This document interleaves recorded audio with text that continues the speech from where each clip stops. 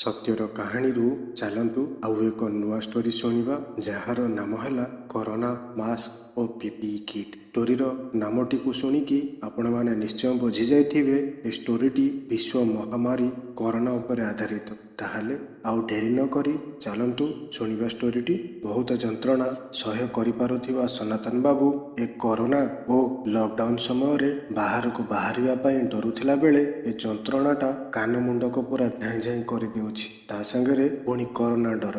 ଘରୁ ଗୋଡ଼ କାଢ଼ିଲେ ରୋଗ ଅପେକ୍ଷା କରିଛି ଓ ମରଣ ବି। ତା ସାଙ୍ଗକୁ ଟିଭି ଆଉ ନ୍ୟୁଜରେ ଯେଉଁ ରିପୋର୍ଟ ଆସୁଛି ତାକୁ ଦେଖିଲେ ଗୋଡ଼ ହାତରେ ତାଲା ଅଟୋମେଟିକ୍ ପଡ଼ିଯାଉଛି। କିନ୍ତୁ ଭାଗ୍ୟଟା ଭଲ ଯେ ଯନ୍ତ୍ରଣାଟା ଏବେ ହେଉଛି। ଯଦି ଏ ମାର୍ଚ୍ଚ କିମ୍ବା ଅପ୍ରିଲରୁ ହୋଇଥାନ୍ତା, ସେ ଚାଇନା ରୋଗ ଯୋଗୁଁ ମଣିଷ ମରିଯାଇଥାନ୍ତା। କଷ୍ଟ ତ କଷ୍ଟ, ତା ସାଙ୍ଗରେ ମରଣ ବି ମିଳିଥାନ୍ତା। ସେଇ ପିଲା ଛୁଆ ପୁରା ଭାସି ଯାଇଥାନ୍ତି। ସରଳରେ ବୁଝେଇବାକୁ ଗଲେ ଦାନ୍ତ ରୋଗ କେବେ ନ ହେବା ପାଇଁ ଦିନକୁ 2 ଥର ବ୍ରଶ କରି ଯଦି ଏମିତି କଷ୍ଟ ମିଳୁଛି, ତାହେଲେ ଦିନ ରାତି ପାନ ଗୁଟଖା ଖାଉଥିବା ଲୋକମାନଙ୍କର ଅବସ୍ଥା କ'ଣ ହେଉନଥିବ। ସେ ଦାନ୍ତବିନ୍ଧା କଷ୍ଟଟି ଘରଣୀଙ୍କର ମୁଁ ଅନୁଭବ କରିଛି। ଏତେ ଯେ ହନ୍ତସନ୍ତ ହୁଅନ୍ତି ସେ ଦାନ୍ତବିନ୍ଧା ପାଇଁ, ତାହା ମୋ ପାଖରେ ଥାଇ ଅଙ୍ଗେ ଲିଭେଇଛି। ରାତିରେ ବିନ୍ଧିବ ଯେ ମାଲ ବୋପାଲ ହେବା ଛଡ଼ା ଆଉ କିଛି ବାଟ ନଥାଏ। ସେଥିପାଇଁ ମେଡ଼ିସିନ ଆଣିକି ରଖିବାକୁ ପଡ଼ିଥାଏ। ଯେତେବେଳେ ସେ ଦାନ୍ତବିନ୍ଧା ବାହାରେ, ହାତରେ ଗୋଟିଏ ଟାବଲେଟ୍ ଧରେଇ ଦେଲେ ରୋଗ ଗାୟବ। ବେଶୀ କଷ୍ଟ ଦେଉଥିବା ଦାନ୍ତକୁ ଓପାଡ଼ିବା ଛଡ଼ା ଅନ୍ୟ ବାଟ ନଥାଏ। ତାପରେ ପୁଣି କିଛି ଖାଇପାରିବେନି। ସେଇଟା ବି ଗୋଟିଏ ବଡ଼ କଷ୍ଟ। ସବୁ ସିନା ସହିଯିବ, କିନ୍ତୁ ଦାନ୍ତ ମୂଳରୁ ଯେଉଁ କଷ୍ଟ ମିଳେ, ଯିଏ ଅଙ୍ଗେ ଲିଭେଇଛି ସେ ହିଁ ଜାଣିଛି। ସମସ୍ତଙ୍କର କରୋନା ପୂର୍ବର ଅନୁଭୂତି ଅଲଗା ଥିଲା। ସିଧା ଡାକ୍ତରଖାନା ଗଲ ଆଉ ଦେହ ଦେଖେଇକି ପଳେଇ ଆସିଲ। ଯଦି ବେଶୀ ଭିଡ଼ ଥିବ, ମ୍ୟାକ୍ସିମମ୍ 2 ଘଣ୍ଟା ଭିତରେ କାମ ଶେଷ ହୋଇଯାଉଥିଲା। କି ରୋଗ ଗୋଟେ ଏ ଗେଣ୍ଡା ନାକିଆ ମାନେ ବାହାର କଲେ ଯେ ସାରା ବିଶ୍ୱର ଲୋକମାନେ ପୁରା ହନ୍ତସନ୍ତ ହେଉଛନ୍ତି, ତା ସାଙ୍ଗରେ ମରୁଛନ୍ତି ବି। ପୁରା ବିଶ୍ୱକୁ କଲବଲ କରିସାରିଲେଣି। ଶଳା ସେମାନେ ସାପ ବେଙ୍ଗ ଜିଅନ୍ତା ଖାଇବେ ଆଉ ଆମକୁ ରୋଗ ବାଣ୍ଟିକି ମାରିଲେଣି। ଏମିତି ରାଗ ହେଉଛି ଯେ ଏକାବେଳେ ମାରିଦିଅନ୍ତେ ସମସ୍ତଙ୍କୁ। ରୋଗ ବାହାର କରି ଚୁପଚାପ ବସି ପଡ଼ିଛନ୍ତି। କେମିତି ଖାଇକି ସବୁ ହଜମ କରିଦେଉଛନ୍ତି କିଛି ବୁଝା ପଡ଼ୁନି। କଷ୍ଟଟା ସିନା ଘରଣୀଙ୍କର ହୁଏ ବୋଲି ମେଡ଼ିସିନ ଦେଇକି ବସି ପଡ଼େ। ଯେ ପର୍ଯ୍ୟନ୍ତ ନିଜେ ଅନୁଭବ ନ କରିଛ, ଜାଣିବ କେମିତି କଷ୍ଟଟା କ'ଣ। ଦାନ୍ତ ପୋକ ଖାଇବା ବି କେବେ ହୋଇନି, କିନ୍ତୁ ବଡ଼ ହେଲା ପରେ ଯେ ଦାନ୍ତ କଣା ହୁଏ, ଆଉ ତାକୁ ହିଁ ଦାନ୍ତ ପୋକ ଖାଇଛି ମୁଁ କଷ୍ଟ ପାଇଲା ପରେ ହିଁ ଜାଣିଲି। ଲକଡାଉନରେ ତ ଘରୁ ବାହାରିବା ବନ୍ଦ କରିଦେଲେ ଆମ ସରକାର ସେ କରୋନା ପାଇଁ। ଜୀବନଯାତ୍ରା ପୁରା ଠପ୍ ହୋଇଗଲା। ତା ସାଙ୍ଗରେ ପୃଥିବୀ ପୁରା ଶାନ୍ତିରେ ନିଶ୍ୱାସ ମାରିଲା। ଯେତେ ଅଙ୍ଗାରକାମ୍ଳ ବାହାରି ପରିବେଶ ପ୍ରଦୂଷିତ ହେଉଥିଲା, ପୁରା କମିଗଲା। ସବୁଆଡ଼େ ପୁରା ଖାଁ ଖାଁ ଲାଗୁଥିଲା। ସବୁଆଡ଼େ ଖାଲି ଗୋଟିଏ ଚର୍ଚ୍ଚା, ଘରେ ରୁହ ଆଉ ସୁସ୍ଥ ରୁହ ଏବଂ ନିଜ ଜୀବନକୁ ସୁରକ୍ଷିତ ରଖ। ଘରୁ ଯଦି ଗୋଡ଼ କାଢ଼ିଲ, ମୁହଁରେ ମୁହଁ ତୁଣ୍ଡି ମାନେ ମାସ୍କ ନ ଲଗେଇଲେ ଫାଇନ୍ ଦେବ। ଆଉ ଯଦି ରାତି 7ଟା ପରେ ଭୁଲରେ କୁଆଡ଼େ ଯାଇଛ ଗାଡ଼ିଟା କାଢ଼ିକି, ତାପରେ ତ କଥା ସରିଲା। ମାମୁଁମାନେ ତ ଅପେକ୍ଷା କରି ବସିଛନ୍ତି ରସିଦ ବହି ଧରିକି। ଆଉ ସାଙ୍ଗେ ସାଙ୍ଗେ ମନକୁ ଯାହା ଆସିଲା 100 କି 200 କାଟିଲେ। ଯଦି ବେଶୀ କଥା ଗପିଦେଲ, ତାହେଲେ 500ରୁ 1000 ଟପିବ। ତା ସାଙ୍ଗରେ କିଛି ଅମାନିଆ ଓ ଅବଲକରା ମାନେ ଥିଲେ ଯେ ବାହାରକୁ ବୁଲାବୁଲି ସାଙ୍ଗରେ ବିନା ହେଲମେଟର ମଜା ନେବାକୁ ବି ପଛେଇଲେ ନାହିଁ। ତାଙ୍କୁ ସାବାଡ଼ କରିବା ପାଇଁ ମାମୁଁମାନେ ମାଡ଼ ବି ଦେଲେ। ହେଲେ କ'ଣ ହେବ? କୁକୁର ଲାଙ୍ଗୁଡ଼ କ'ଣ କେବେ ସିଧା ହେଲାଣି? ଯାହା ଜୀବନ ଯାକ ହେଲାନି, ତାହା କ'ଣ ତୁମେ କରୋନା ଓ ଲକଡାଉନରେ ସୁଧାରି ଦେବ? ଏମିତି କ'ଣ କେଉଁଠି ସମ୍ଭବ ହେଲାଣି? ତାପରେ ପୁଣି ରାଜନୀତି ଅଛି ନା। ପାର୍ଟି ପଲିଟିକ୍ସଠୁ ଆରମ୍ଭ କରି ଅନ୍ୟ ରାଜନୀତି ବି। ଏତେ ସବୁ ଭିତରେ ଯେଉଁମାନେ ଘର ଖାଦ୍ୟ କେବେ ଖାଆନ୍ତି ନାହିଁ, ସେମାନଙ୍କର ଅବସ୍ଥା ବି ଖରାପ ହୋଇଗଲା। କାହିଁକି ନା ତେଲ ଛଣାଛଣିଠୁ ଆରମ୍ଭ କରି ଆମ ଫାଷ୍ଟଫୁଡ୍ ସହିତ ପିଜା, ବର୍ଗର ଓ ପପକର୍ଣ୍ଣ ବଜାର ବି ବନ୍ଦ ହୋଇଗଲା। କଷ୍ଟ ତ ହେବ ନା ବାହାରେ ଖାଉଥିବା ଲୋକମାନଙ୍କୁ। ବୁଲାବୁଲି ସାଙ୍ଗରେ ଚଟପଟା ଖାଦ୍ୟ ଯେ କେତେ ମଜା ଲାଗେ, ସେ କଥା ଖାଇବା ଲୋକର ଏକ୍ସପ୍ରେସନ୍ ହିଁ ଜଣାପଡ଼େ। କିନ୍ତୁ କ'ଣ କରିବା, କରୋନା ତାହା ବି ବନ୍ଦ କରିଦେଲା। ସରକାର ସେ ଦୋକାନ ବି ବନ୍ଦ କରିଦେଲେ। ପାର୍ଟିକୁ ଗଲେ ସିନା ସେ ରୋଗ ବ୍ୟାପିବ, ବାହାରେ ବୁଲିଲେ ସିନା ଖାଇବ ଆଉ ରୋଗ ବାଣ୍ଟିବ। କିନ୍ତୁ ବାହାରେ ବୁଲୁଥିବା ଲୋକମାନଙ୍କୁ ଏ ଘରେ ରୁହ ଆଉ ସୁସ୍ଥ ରୁହ ସ୍ଲୋଗାନଟି ଭଲ ଲାଗିଲା ନାହିଁ। କେତେଦିନ ଆଉ ଘରେ ବସିବେ ଓ ଭାତ ଡାଲି ସିଝା ତରକାରୀ ଖାଇବେ? ସେଥିପାଇଁ ୟୁଟ୍ୟୁବ ବହୁତ କାମରେ ଆସିଲା। ଡେଲି ନୂଆ ନୂଆ ବ୍ୟଞ୍ଜନ ରୋଷେଇ କରିବାକୁ ଘରର ସ୍ତ୍ରୀ ଲୋକମାନଙ୍କ ଉପରେ ବରାଦ ଦେବା ଆରମ୍ଭ ହୋଇଗଲା। ଏଇଟା ତିଆରି କର, ସେଇଟା ତିଆରି କର ଇତ୍ୟାଦି ଅର୍ଡ଼ର ପରେ ଅର୍ଡ଼ର ଶୁଣିକି ସ୍ତ୍ରୀ ଲୋକମାନଙ୍କର ମୁହଁର ଏକ୍ସପ୍ରେସନ୍ ବି ବଦଳିବାକୁ ଲାଗିଲା। ସେମାନଙ୍କୁ ଟିକେ ସାହାଯ୍ୟ କଲେ ସିନା ସୁଆଦିଆ ଖାଇବା ମିଳିବ। ଯଦି ଅର୍ଡ଼ର ଝାଡ଼ିବ ସେମାନେ ବି କଞ୍ଚା ସିଝା ଦେବେ ହିଁ ଦେବେ। ଏ ଭିତରେ ବହୁତ ଲୋକ ବିନା ଅଣ୍ଡାରେ ଓ ବିନା ଓଭନରେ କେକ୍ ବନେଇବା ଶିଖିବା ସହିତ ଖାଇଥିବେ ଆଉ ଖୁଆଇଥିବେ। ସେ ବି ସେଇ ୟୁଟ୍ୟୁବର କମାଲ। ତାର ବି ଗୋଟେ ନାରା ଥିଲା, ରୋଷେଇ ଶିଖ, ନିଜେ ଖାଅ ଆଉ ଅନ୍ୟକୁ ଖୁଆଅ। ବାଃ, ସମସ୍ତେ ପୁରା ଲକଡାଉନର ମଜା ଉଠାଉଥାନ୍ତି। ଏତେ ଖାଇବା କଥା କହିବାର ତାତ୍ପର୍ଯ୍ୟ ଏଇଆ ଯେ ଦିନେ ରବିବାର ମୁଁ ସେ ୟୁଟ୍ୟୁବ ପ୍ରେମରେ ପଡ଼ି ସେ ଅଣ୍ଡା ରୋଲ ବନେଇବା ପ୍ରଣାଳୀଟା ଦେଖିଦେଲି। ସହଜରେ ତ ଲକଡାଉନ ଚାଲିଥିଲା, ଫାଷ୍ଟଫୁଡ ଦୋକାନ ପୁରା ବନ୍ଦ, ମନ କଲେ ବି ଖାଇବାକୁ ମିଳିବନି। ନିଜେ ବନେଇବା ପାଇଁ ମଇଦାଠୁ ଆରମ୍ଭ କରି ସବୁ ସାଜ ସରଞ୍ଜାମ ଯୋଗାଡ଼ କରିବା ସହିତ ଅନ୍ୟମାନଙ୍କୁ ଖୁଆଇ ବାହାବା ନେବା ପାଇଁ ଉଦ୍ୟତ ହେଉଥାଏ। ବାହାରେ ନ ଖାଇଲେ କ'ଣ ହେବ, ଘରେ ଖୁଆଇ ଦେଲେ ଖୁସି ହୋଇଯିବେ ଭାବି ରବିବାର ସକାଳୁ ପ୍ରିପାରେସନରେ ଲାଗି ପଡ଼ିଲେ। ମଇଦା ରୁଟି ସାଙ୍ଗରେ ଭିତରର ମସଲା ବନେଇ ଗରମ ଗରମ ଖାଇବାକୁ ଦେଇ ନିଜେ ବି ଖାଇ ବସି ପଡ଼ିଲେ। ସମସ୍ତେ ମନ ଖୁସିରେ ଖାଉଥାନ୍ତି ଅଣ୍ଡା ରୋଲ। 2 ମାସ ହେଲା ଖାଇ ନଥିବା ଜିନିଷଟି ଘରେ ବନେଇବା ଦେଖି ଘରଣୀ ଓ ପିଲାମାନେ ବହୁତ ଖୁସିରେ ଖାଉଥାନ୍ତି। ଆଗକୁ କହିଛି ନା, ଖାଇବା ଏକ୍ସପ୍ରେସନରେ ଜଣାପଡ଼େ ଖାଇବାଟା ଭଲ ହୋଇଛି କି ଖରାପ ହୋଇଛି ବୋଲି। ମୁଁ ବି ଭାବିନେଲି ଯେ ମୁଁ ତିଆରି କରିଥିବା ଆଇଟମଟି ମସ୍ତ ହୋଇଛି ସେମାନଙ୍କ ଏକ୍ସପ୍ରେସନ ଦେଖି। ମୁଁ ବି ଖାଇବା ପାଇଁ ପାଟିରେ ନେଇ ଗୋଟେ କଳ ଚୋବାଇ ଦେଇଛି। ମୋ ପାଟିରୁ ଆଃ ଶବ୍ଦ ଶୁଣି ସମସ୍ତେ ମୋ ଆଡ଼େ ଅନେଇଲେ। ସେ ରୋଲକୁ ତଳେ ଥୋଇ ଦେଇ ଦୌଡ଼ିଲେ ବେସିନ୍ ପାଖକୁ। ଆଃ ଶବ୍ଦ ଶୁଣିକି ଘରଣୀ ବି ମୋ ପଛେ ପଛେ ଆସି ହାଜର। କ'ଣ ହୋଇଛି କହି ପଚାରିଲା ବେଳକୁ ମୁଁ ଗାଲରେ ହାତ ଦେଇ ସାରିଥାଏ। ମୋ ଗାଲଠୁ ଆରମ୍ଭ କରି କାନ ମୁଣ୍ଡ ପର୍ଯ୍ୟନ୍ତ ପୁରା ବିନ୍ଧି ଉଠୁଥାଏ, ଯେମିତି ଏ ପ୍ରାଣ ଛାଡ଼ି ଚାଲିଯିବ କହି ଗଡ଼ି ଯାଉଥାଏ। ଦାନ୍ତ ବିନ୍ଧା ଏମିତି ହେଉଥାଏ ଯେ ଦେଖାଇବା ଭଳି ଅବସ୍ଥାରେ ନଥାଏ। ଏତିକି ବେଳେ ଘରଣୀ ଆମର ଦୌଡ଼ିଲେ ଘରେ ଥିବା ଔଷଧ ବାକ୍ସ ପାଖକୁ। ସାଙ୍ଗେ ସାଙ୍ଗେ ଖୋଜା ପଡ଼ିଲା ସେ ଖାଇଥିବା ଦାନ୍ତ ବିନ୍ଧା ଔଷଧକୁ। ଯିଏ ରୋଗ କ'ଣ ଜାଣିଛି ଓ ରୋଗ ଭଲ ହେବାର ମେଡ଼ିସିନଟା ଜାଣିଛି ତାକୁ ହିଁ ସେ ଆଗ ଖୋଜିବ ନା। ମୁଁ ଆଉ ବସିବା ଅବସ୍ଥାରେ ନଥାଏ, ଖାଲି ଗଡ଼ୁଥାଏ ତଳେ ଗାଲକୁ ଧରିକି। ଦିନ ତ ନ ପାରେ କିଛି ଟିକେ ଖାଇଦେଇ ସେ ମେଡ଼ିସିନଟା ଖାଇଦେଲି। କିଛି ସମୟ ପରେ ଯାଇ ଟିକେ ଆରାମ ଲାଗିଲା। ମେଡ଼ିସିନ ଯୋଗୁଁ ସିନା ଦାନ୍ତ ଆରାମଟା ଲାଗିଲା, କିନ୍ତୁ ଦରଜ ଯାଇନଥାଏ। ଟିକେ କ'ଣ ବାଜିଗଲେ ପ୍ରାଣ ଚାଲି ଯାଉଥାଏ। ଡାହାଣ ପଟ ତଳ କଳରେ ଖାଇବା ପୁରା ବନ୍ଦ କରିଦେଇଥାଏ। ରାତିଯାକ ସେ ଦାନ୍ତ କଷ୍ଟ ଭୋଗୁଥାଏ। ତା ପରଦିନ ସକାଳୁ ଦାନ୍ତ ଦେଖିବା ପାଇଁ ଯିବାକୁ ବାହାରିଲା ବେଳକୁ ପାଖରେ ଯେତେ ଡେଣ୍ଟାଲ କ୍ଲିନିକ ଥିଲା ସବୁଥିରେ ତାଲା ଝୁଲୁଥିଲା। ମୁଖ୍ୟତଃ କରୋନା ଯୋଗୁଁ ବନ୍ଦ ଥିଲା। ଟିଭିରେ ବାରମ୍ବାର ଦେଖାଉଥିଲା କରୋନା କୁଆଡ଼େ କାଶିଲେ ଆଉ ଛିଙ୍କିଲେ ହେଉଛି ବୋଲି। ଦାନ୍ତଟା ବି ସେଇ ପାଟିରେ ରହୁଛି ନା, କିଏ ସେ ରିସ୍କ ନେବ? ସେଥିପାଇଁ ସେ ଦାନ୍ତ ରୋଗ ଦୋକାନ ଗୁଡ଼ିକ ବନ୍ଦ ଥିଲା। କାଳେ ଦାନ୍ତ ରୋଗ ଦେଖିଲେ କରୋନା ହୋଇଯିବା ଭୟରେ ସବୁ ପୁରା ବନ୍ଦ ହୋଇଯାଇଥିଲା। ହେଲେ କରିବ କ'ଣ, କଷ୍ଟ ତ ବଢ଼ି ଯାଇଥିଲା। କରୋନା ଯୋଗୁଁ 2-3 ମାସ ହେଲା ବାହାରକୁ ବାହାରି ନଥିବାରୁ ସହରଟା ପୁରା ନୂଆ ନୂଆ ଲାଗୁଥିଲା। କିଛି କିଛି ଦୋକାନ ଖୋଲିଥାଏ ଆଉ ଅଧାରୁ ଅଧିକା ବନ୍ଦ ଥାଏ।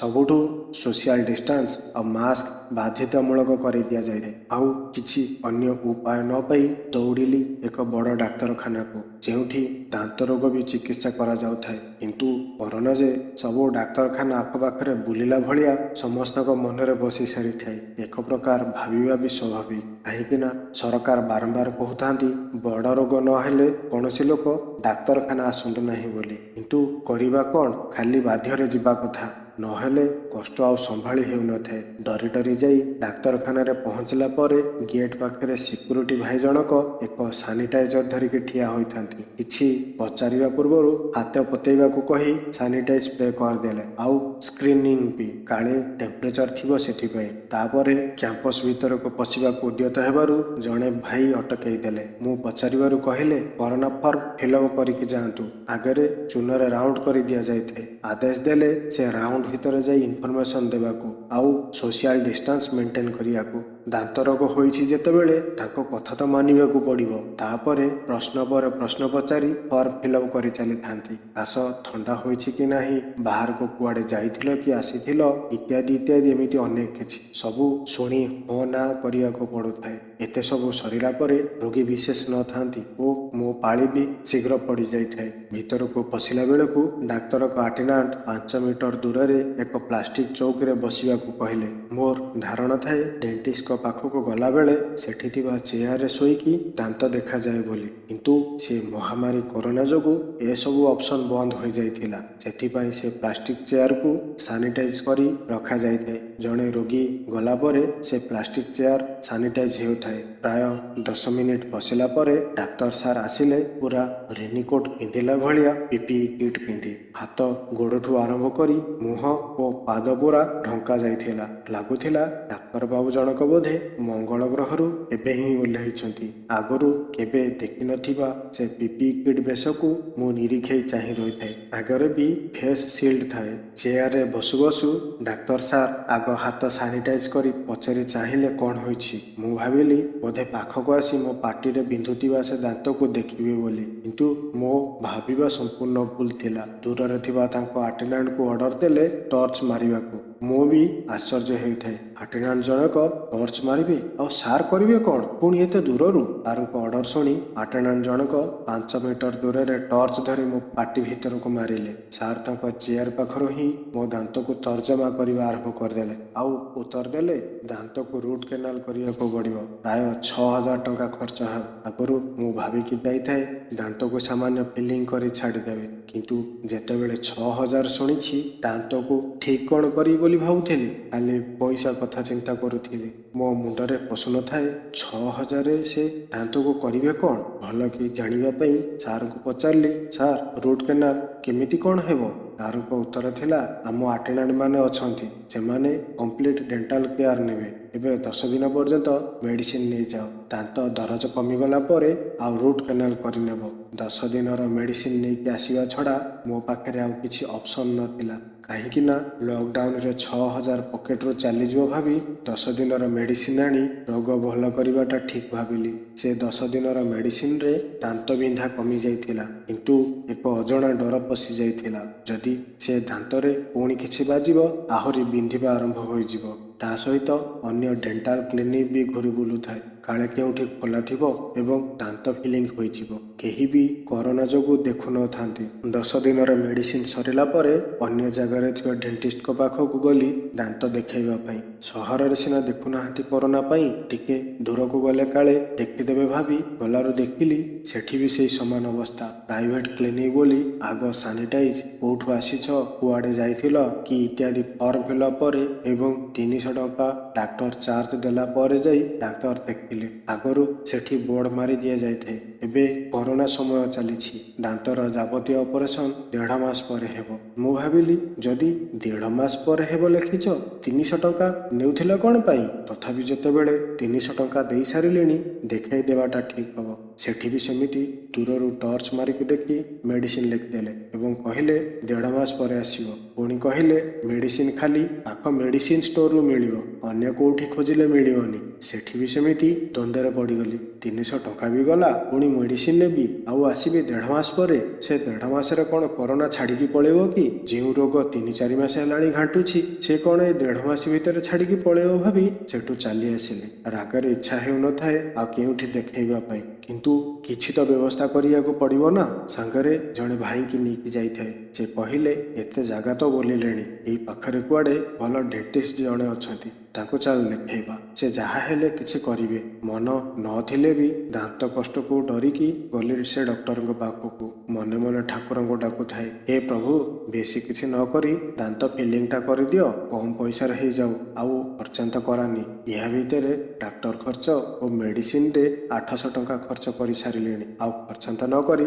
ଭଲରେ ଫିଲିଂ କରିଦିଅ ଡାକି କ୍ଲିନିକରେ ଏଣ୍ଟ୍ରି କଲି, ସବୁ ସୋସିଆଲ ଡିଷ୍ଟାନ୍ସ ମେଣ୍ଟେନ କରି। ଏଠି ପଶୁ ପଶୁ ବି ସେଇ ସମାନ କଥା, ହାତ ସାନିଟାଇଜ, ଫର୍ମ ଫିଲ୍ଅପ୍ ଇତ୍ୟାଦି ଇତ୍ୟାଦି। ପାଳିକୁ ବି ଅପେକ୍ଷା କରିଥାଏ। ମୁଁ ଆଗରୁ ଗୋଟେ ଛୋଟ ଝିଅକୁ ତା ମା ସାଙ୍ଗରେ ନେଇଥାନ୍ତି ପୋକରା ଦାନ୍ତ ଦେଖେଇବା ପାଇଁ। ତାପରେ ପରେ ମୁଁ ବି ଯାଇଥାଏ ଭିତରକୁ।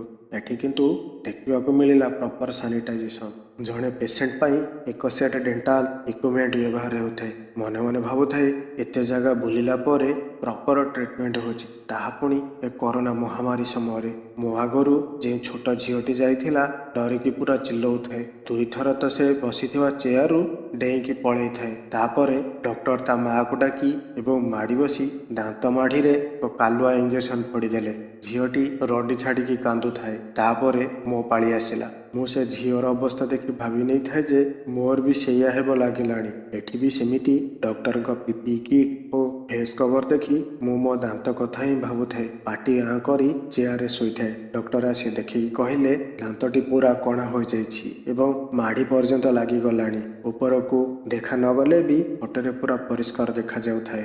ସେଠି ବି ସେଇ ରୁଟ୍ କେନାଲ କଥା କହିଲେ ଏବଂ ଫୋନ କରି ଆସିବାକୁ କହି ତାଙ୍କ 300 ଟଙ୍କା ଫିସ୍ ଦେଇ ଚାଲି ଆସିଲେ। ଆଉ ଇଚ୍ଛା ହେଉନଥାଏ କେଉଁ ଡେଣ୍ଟିଷ୍ଟଙ୍କ ପାଖକୁ ଯିବା ପାଇଁ। ରାଗ ପୁରା ପଞ୍ଚମରେ ଥାଏ, କିନ୍ତୁ କ'ଣ କରିବି, ଏଇ କରୋନା ଟାଇମରେ କେହି ଦେଖୁନାହାନ୍ତି। ଆଉ ପୁଣି ଦାନ୍ତ ରୋଗ ହେଉଛି, ନା କଷ୍ଟ ସମ୍ଭାଳି ହେଉଛି ନା ସଲ୍ୟୁସନ ବାହାରୁଛି। ଟେନସନରେ ଘରଣୀକୁ ଫୋନ କରି ସବୁ କହିଲେ। ସେ ଘରୁ ତାଙ୍କ ପୁରୁଣା ଦାନ୍ତ ଡାକ୍ତରଙ୍କ ଫୋନ ନମ୍ବର ବାହାର କରି ମୋତେ ଦେଇ କହିଲେ ଫୋନ କରି ଦେଖ ତାଙ୍କ କ୍ଲିନିକ କେବେ ଖୋଲୁଛି। ମୁଁ ଆଗରୁ ବି ଯାଇଛି ତାଙ୍କ କ୍ଲିନିକକୁ, କିନ୍ତୁ କରୋନା ଯୋଗୁଁ ତାହା ବନ୍ଦ ଥିଲା। ପଇସା ବି ଏତେ ନିଅନ୍ତିନି, ଆଉ ବ୍ୟବହାର ବି ବହୁତ ଭଲ। ତାଙ୍କ ପାଖକୁ ଗଲେ ଯେମିତି ରୋଗ ଛାଡ଼ିକି ପଳେଇଯାଏ। ସେ ଡେଣ୍ଟିଷ୍ଟଙ୍କ ପାଖରେ ଛୋଟ ପିଲାମାନେ ବି ଆରାମରେ ଦାନ୍ତ ଓପାଡ଼ିକି ଯାଆନ୍ତି ଖୁବ୍ ଖୁସି ମନରେ। ମୁଁ ସେ ଡାକ୍ତର ସାର୍ଙ୍କୁ ଫୋନ ଲଗାଇବାରୁ ମୋତେ କହିଲେ ପରଦିନ ଆସନ୍ତୁ କହି ଫୋନ ରଖିଲେ। ମୁଁ ଭାବୁଥାଏ କିଛି ତ ସଲ୍ୟୁସନ ବାହାରିବ। ସକାଳେ 8:30 ସୁଦ୍ଧା ପହଞ୍ଚି ସାରିଥାଏ ତାଙ୍କ କ୍ଲିନିକରେ। ଆଗରୁ ଜାଣିଥିବାରୁ ସାଙ୍ଗେ ସାଙ୍ଗେ ଭିତରକୁ ଡାକିଦେଲେ। ଭିତରକୁ ଗଲାବେଳେ ଦେଖିଲି ହାତରେ ହ୍ୟାଣ୍ଡ ଗ୍ଲୋଭ୍ସ, ମୁହଁରେ ମାସ୍କ ଓ ଫେସ୍ ସିଲ୍ଡ ପିନ୍ଧିଥାନ୍ତି। ମୁଁ ଦାନ୍ତ ଦେଖାଇ ବସି ପଡ଼ିଲି ଚେୟାରରେ। ପାଟି ଭିତରେ ମୋର ସେ ଦାନ୍ତକୁ କେତେବେଳେ କ'ଣ କଲେ ମୁଁ ଜାଣିପାରିଲିନି। ମୋ ଦାନ୍ତକୁ ପରମାନେଣ୍ଟ ଫିଲିଂ କରିଦେଇ ଉଠିବାକୁ କହିଲେ। ଅଧଘଣ୍ଟା ଏକ ତୁଳାକୁ ପାଟି ଭିତରେ ରଖିବାକୁ କହିଲେ। କିଛି ମେଡିସିନ ବି ଲେଖିଲେ ନାହିଁ। ପରମାନେଣ୍ଟ ଫିଲିଂର ଚାର୍ଜେସ୍ ଦେଇ ମୁଁ ବାହାରକୁ ଆସିଲି। ତାପରେ ଧୀରେ ଧୀରେ ମୋ ଦାନ୍ତ କଷ୍ଟ ଦୂର ହେବାକୁ ଲାଗିଲା। ଘରକୁ ଫେରିଲା ପରେ ସମସ୍ତେ ଟିକେ ଆଶ୍ଚର୍ଯ୍ୟ ହେଲେ। ଛୋଟରୁ ଏ ପର୍ଯ୍ୟନ୍ତ କେବେ ଭୋଗି ନଥିବା ଏ ରୋଗଟି ପାଇଁ ଆଗୁଆ ସଚେତନ ହେବା ଦରକାର। ଦିନକୁ 2 ଥର ବ୍ରସ୍ କଲେ ଯାଇ ରୋଗରୁ ମୁକ୍ତି ମିଳିବ। ତା ସାଙ୍ଗରେ ଏ କରୋନା ମହାମାରୀ ସମୟରେ ଯଦି ପାଟିରେ କିଛି ରୋଗ ହେଲା ତାହେଲେ ରୋଗୀକୁ ଡାକ୍ତର ନ ଦେଖି ମେଡିସିନ ଲେଖିଦେବେ। ମେଡିସିନ ଖାଇ ଓ ପଇସା ଖର୍ଚ୍ଚ କରି ହଇରାଣ ହେବାକୁ ପଡ଼ିବ। ତା ସାଙ୍ଗରେ 5,000 15,000 ପର୍ଯ୍ୟନ୍ତ ଖର୍ଚ୍ଚ କରିବାକୁ ପଡ଼ିବ। ପଇସା ପାଖରେ ଥିଲେ ତ ଖର୍ଚ୍ଚ କରିବ ନା। କରୋନା ଏମିତି ଏକ ମହାମାରୀ ଆସିଛି ଯେ ହାତରେ ଛୁଇଁଦେଲେ, କାଶିଲେ, ଛିଙ୍କିଲେ ରୋଗ ବ୍ୟାପୁଛି। ରୋଗ ଏମିତି ବ୍ୟାପୁଛି ଯେ ମଣିଷ ସମାଜକୁ ପୁରା ଧ୍ୱଂସ କରିଦେବ। ନା ସେ ଉଚ୍ଚ ନିଚ ଜାତିଭେଦ ଦେଖୁଛି, ନା ସେ ଧନୀ କି ଗରିବ ଦେଖୁଛି। ଯାହାକୁ ପାଇଲା ଗ୍ରାସ କରୁଛି। ଧନୀଙ୍କ ପାଖରେ ପଇସା ଥାଇକି ମରୁଛନ୍ତି। ଯେ ପର୍ଯ୍ୟନ୍ତ ମଣିଷ ସମାଜ ପାଇଁ କରୋନା ରୋଗ ପ୍ରତିରୋଧକ ଔଷଧ ନ ବାହାରିଛି କେହି ବି ବର୍ତ୍ତି ପାରିବେ ନାହିଁ। ନିଶ୍ଚିତ ରୂପେ ସାଧୁବାଦ ଦେବା କଥା ଆମ କରୋନା ଯୋଦ୍ଧାମାନଙ୍କୁ। ଏତେ ବଡ଼ ମହାମାରୀ ସମୟରେ ନିଜ ଜୀବନକୁ ବାଜି ଲଗେଇ ଆମ ସମସ୍ତଙ୍କ ତ୍ରାଣକର୍ତ୍ତା ଭାବରେ ଉଭା ହୋଇଛନ୍ତି। ଡାକ୍ତରଙ୍କଠୁ ଆରମ୍ଭ କରି ପୋଲିସ ଭାଇମାନଙ୍କ ସହିତ ସଫେଇ କର୍ମଚାରୀ ପର୍ଯ୍ୟନ୍ତ ସମସ୍ତଙ୍କୁ କୋଟି କୋଟି ପ୍ରଣାମ କରିବା କଥା। ସେମାନଙ୍କ ପରିବାରକୁ ଛାଡ଼ି ମନୁଷ୍ୟ ସମାଜ ଏବଂ ବିଶ୍ୱ ଜନତାକୁ ଉଦ୍ଧାର କରିବାକୁ ଆଗଭର ହୋଇଛନ୍ତି। ନିଜ ଜୀବନକୁ ବାଜି ଲଗେଇ ଜନସାଧାରଣଙ୍କ ସେବାରେ ଲାଗି ପଡ଼ିଛନ୍ତି। ନିଜ କର୍ତ୍ତବ୍ୟ ସମ୍ପାଦନ କରୁ କରୁ କରୋନା କବଳିତ ହୋଇ ଇହଧାମ ତ୍ୟାଗ କରିଛନ୍ତି। ରୋଗୀଙ୍କୁ ବଞ୍ଚାଇବା ପାଇଁ ସେ ପିପି କିଟ୍ ପରିଧାନ କରି ସେବା ପ୍ରଦାନ କରି ଚାଲିଛନ୍ତି। ମାନବ ସେବାକୁ ମାଧବ ସେବା ଭାବରେ ଗ୍ରହଣ କରିଥିବା ସମସ୍ତ ଯୋଦ୍ଧାମାନଙ୍କୁ ଭଗବାନ ଏମିତି ସତ୍ ସାହସ ଦିଅନ୍ତୁ ଏବଂ ନିଜ କର୍ମ ପଥରେ ଆଗେଇ ଚାଲୁଥାନ୍ତୁ। 2020 ଆରମ୍ଭରୁ ରୋଗ ନେଇ ଆସିଥିବା ମହାମାରୀ କରୋନାର ଟୀକା କିମ୍ବା ମେଡିସିନ ନ ବାହାରିଛି ସେ ପର୍ଯ୍ୟନ୍ତ ଆମମାନଙ୍କୁ ମାସ୍କ ପିନ୍ଧି ବାହାରିବା ସହିତ ହାତକୁ ସବୁବେଳେ ହ୍ୟାଣ୍ଡ ୱାଶ, ସାବୁନ କିମ୍ବା ସାନିଟାଇଜ ବ୍ୟବହାର କରିବାକୁ ପଡ଼ିବ। ସାମାଜିକ ଦୂରତାକୁ ବଜାୟ ରଖିଲେ କରୋନା ବି ପାଖ ମାଡ଼ିବ ନାହିଁ। କରୋନା ଆସିଲା ନାହିଁ ଯେ ମଣିଷକୁ ବହୁତ ଶିକ୍ଷା ଦେଇଗଲା। 2020 ଆସିଲା ବେଳକୁ କରୋନା ଆସିଥିଲା। 2020 ସରିବା ପୂର୍ବରୁ ଏ କରୋନାକୁ ନେଇ ଚାଲିଯାଉ। 2021ର ନୂଆ ସକାଳ, ନୂଆ ଆଶା ଓ ନୂଆ ଉଦ୍ଭାବନ ନେଇ ଆରମ୍ଭ ହେଉ, କିନ୍ତୁ ଏ ପର୍ଯ୍ୟନ୍ତ ଆମକୁ ମୁହଁରେ ମାସ୍କ ଓ ସାମାଜିକ ଦୂରତାକୁ ବଜାୟ ରଖିବାକୁ ପଡ଼ିବ। ତାହେଲେ ଯାଇ କରୋନାକୁ ଜୟ କରିପାରିବ ଏ ମଣିଷ ସମାଜ। ଏଇଠି ଥିଲା ମୋର ଷ୍ଟୋରି କରୋନା, ମାସ୍କ ଓ ପିପିଇ କିଟ୍। ଆଶା କରୁଛି ନିଶ୍ଚୟ ଭଲ ଲାଗିଥିବ ଷ୍ଟୋରିଟି। ଯଦି ଆପଣଙ୍କୁ ଷ୍ଟୋରିଟି ଭଲ ଲାଗିଲା ତାହେଲେ ନିଜ ମତାମତ ଦେବାକୁ ଜମାରୁ ଭୁଲିବେ। ଧନ୍ୟବାଦ।